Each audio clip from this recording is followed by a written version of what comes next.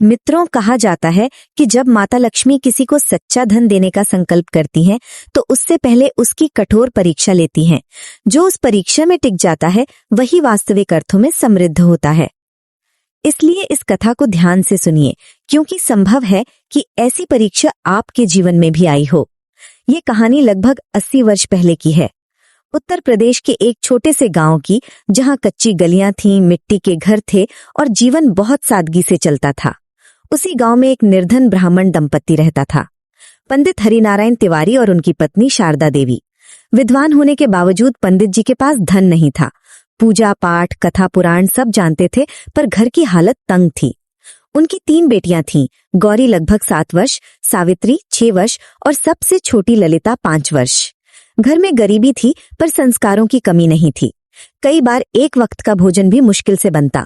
शारदा देवी अपनी रोटी आधी छोड़कर बेटियों को खिला देती और पंडित जी मन ही मन प्रार्थना करते कि हे माता, इतना दे दो कि मेरी बेटियां भूखी ना सोएं। एक दिन पास के गांव में लक्ष्मी कथा की चर्चा हुई। शारदा देवी ने निश्चय किया कि चाहे जैसे भी हो, कथा सुनने अवश्य जाएंगी। पूरा परिवार वहां पहुंचा, फटे कपड़े, नंगे पैर, लेकिन माथे पर श्रद्धा। कथा में कहा गया कि जिस घर की स्त्रियां नियम, मर्यादा और करुणा नहीं छोड़ती, वहां लक्ष्मी स्वयं आती हैं। ये वाक्य तीनों बेटियों के मन में बस गया। कथा के बाद प्रसाद बटा। गौरी ने देखा कि एक औरत बिना प्रसाद लौट रही है। उसने अपना हिस्सा उसे दे दिया। सावित्री और ललिता ने भी वैसा ही किया। उस रात घर में दिया जल रहा था। तेल बहुत कम था, फिर भी लौ बुझी नहीं। शारदा देवी को लगा जैसे कोई अदृश्य कृपा घर को देख रही हो। धीरे धीरे परीक्षा शुरू हुई। पहला नियम था झूठ और अपमान से दूर रहना। सावित्री एक दिन सेठानी के घर गई और लौटकर झूठ बोल बैठी।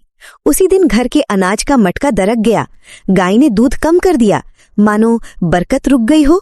दूसरा नियम था ईर्ष्या न करना। ललिता ने सेठानी की अमीरी देख मन में जलन पाल ली। उसने सोचा, क्यों ना मैं भी थोड़ा दिखावा करूं। उसने उधार गहना लिया और गांव में घूमी। कुछ दिन बाद वही गहना विवाद का कारण बन गया। पूरे गांव के सामने अपमान हुआ। ललिता का सिर झुक गया। तीसरा नियम था अधर्म से कमाया धन घर में न लाना। सावित्री को लालच दिया गया, थोड़ा छल, थोड़ा दिखावा और अच्छा पैसा। वो डगमगाई। घर लौटी तो मन भारी था। उधर गौरी ने विपरीत रास्ता चुना। वो मंदिर में सेवा करती रही, व्रत रखती रही और गरीबों की सहायता करती रही। एक रात घर की छत का हिस्सा गिर पड़ा। ये संकेत था कि परीक्षा गंभीर है। लेकिन उसी स्थान से अगली सुबह सूर्य की किरण भीतर आई। गौरी ने वहीं दीप जलाया। इस बार लौ स्थिर रही। समय बदला। सावित्री ने अधर्म का काम छोड़ दिया। ललिता ने दिखावा त्याग दिया। दोनों ने पश्चाताप किया। एक दिन एक अजनबी अतिथि घर आया। निर्धनता के बावजूद पंडित जी ने उसे ठहराया। जाते समय वो एक छोटी थैली छोड़ गया। कुछ सिक्के थे। शारदा देवी ने उससे अनाज लिया। उस दिन पहली बार चूल्हा देर तक जला। फिर एक और मोड़ आया। गौरी के संस्कारों की चर्चा दूर तक पहुंची और उसका रिश्ता एक सुसंस्कृत ब्राह्मण परिवार में तय हुआ, बिना दहेज, केवल गुणों के आधार पर। उधर सावित्री और ललिता भी अपनी अपनी गलतियों से सीख चुकी थीं। एक सुबह गांव के बाहर खुदाई में पुरानी ताम्रपात्र और स्वर्ण मुद्राएं मिली। वो जमीन पंडित हरिनारायण की थी। गांव स्तब्ध रह गया। निर्धन ब्राह्मण का घर अब समृद्ध होने लगा। पर माता लक्ष्मी ने जैसे संकेत दिया, धन अंतिम परीक्षा नहीं, नई शुरुआत है। तीनों बहनों ने प्रण लिया। ललिता ने सेवा का मार्ग चुना, सावित्री ने क्षमा और सच्चाई का, गौरी ने विनम्रता और संतोष का। कहते हैं उस दिन घर का वातावरण बदल गया। तुलसी का पौधा हरा भरा हो उठा, दीपक की लौ स्थिर हो गई और मन में एक शांति उतर आई।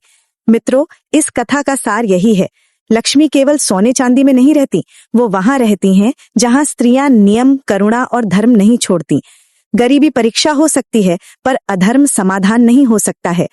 आपके जीवन में भी ऐसी परीक्षा आई हो जहां झूठ आसान था, लालच पास था और धैर्य कठिन। सोचिए आपने कौन सा रास्ता चुना। यही लक्ष्मी की असली परीक्षा है।